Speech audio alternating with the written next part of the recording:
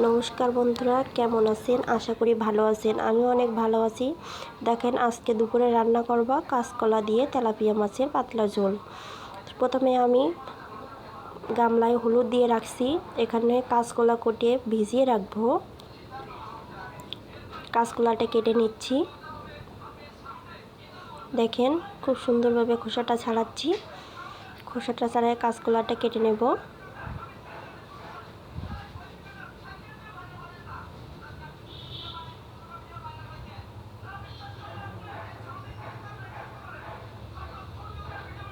দেখেন আমি কলাটা কিভাবে কাটি।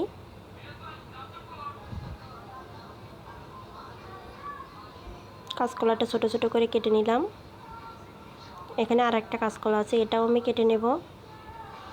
এবার আমি রান্নাতে চলে গেলাম। আমি ধনে, জিরে, গোলমরিচগুলো একসাথে ভাজি করে নিব। এই ভাজিগুলো তরকারিতে দেব।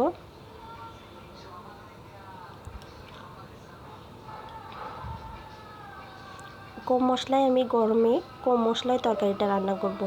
এই গরমে খুব মশলা দিয়ে তরকারি খেতে ভালো লাগে না। এবার আমি কড়াইতে তেল দিয়ে দিলাম মাছ ভাজি করার জন্য। মাছ ভাজি করার জন্য তেলটা দিয়ে দিলাম। কড়া গরম হয়ে গেছে। গরম হয়ে গেলে এবার আমি মাছটা মাখিয়ে নেব।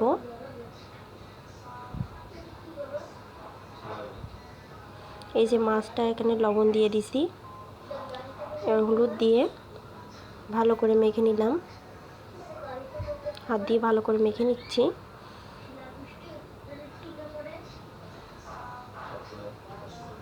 দেখেন কিভাবে আমি মাখি মাছটা। এবার আমি কড়াইতে দিয়ে দিলাম।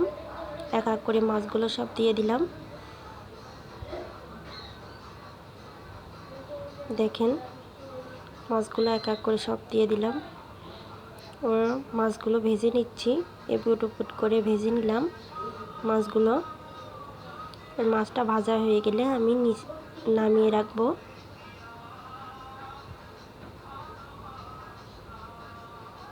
দেখেন আমি মাছটা কত সুন্দর করে ভাজি করছি। মাছ ভাজি করার সময় একটা ভয় লাগে, যদি না ভেঙে যায় তাহলে কি হবে।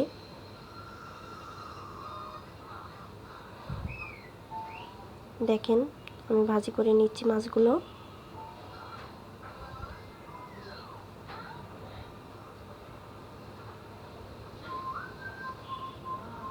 কত সুন্দর কালারটা হয়েছে মাছ ভাজি। দেখেন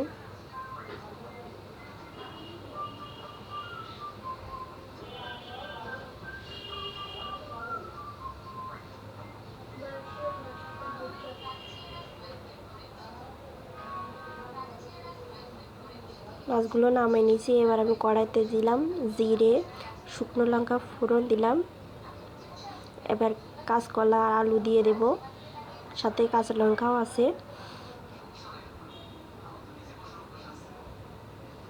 দেখেন তরকারিগুলো একে একে সব উঠাই দিলাম।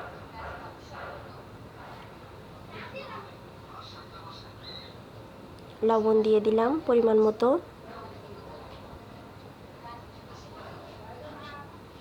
হলুদ দিয়ে দিলাম। আমি কম মশলায় তরকারিটা রান্না করব। গরমের দিনে এত মশলা আর খেতে ইচ্ছা হচ্ছে না, তাই আমি কম মশলায় তরকারিটা রান্না করব। এই যে নাড়াচাড়া দিয়ে কষিয়ে নিচ্ছি। তরকারিটা ভালোভাবে ভাজি করে নেব। এই যে দেখেন নাড়াচাড়া দিতে দিতে তরকারিটা ভালো করে ভাজা হয়ে গেল। দেখেন গাইস, এবার আমি জল দিয়ে দিলাম। জল দিয়ে নাড়াচাড়া করে পরিমাণ মতোই জল দিচ্ছি। একটু কম হয়ে গেছিলো, তার একটু দিয়ে দিলাম। এবার মাছগুলো একে একে দিয়ে দেব।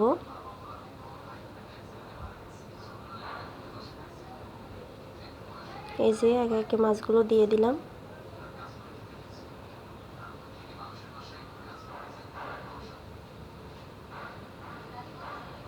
এবার ঢাকা দিয়ে দিলাম। দেখেন ঢাকনাটা সরাই, দেখেন তরকারিটা প্রায় সিদ্ধ হয়ে গেছে।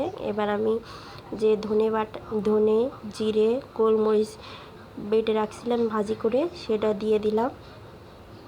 একটু পরে আমি তরকারিটা একটু জাল করে নিয়ে তরকারিটা নামিয়ে নেব একটু পরে। দেখেন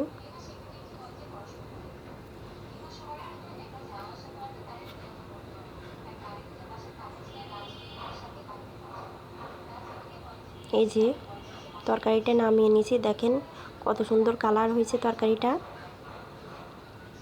এই গরমে এমন পাতলা ঝোলই খেতে ভালো লাগে। ধন্যবাদ সবাইকে।